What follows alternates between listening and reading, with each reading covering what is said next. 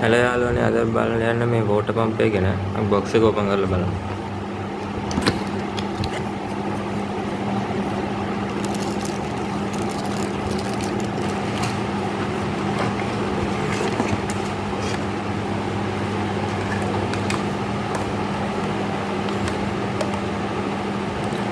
මේක වොට් 50 මෝටර එකක්. ලීටර් 3000ක් පැයකට පම්ප් කරන්න පුළුවන්. මීටර් 3.5ක් උඩට පම්ප් කරන්න පුළුවන් මැක්සිමම්. තව මේකේ මේ බටයි ගන්න කෑලි සෙට් එකක් තියෙනවා.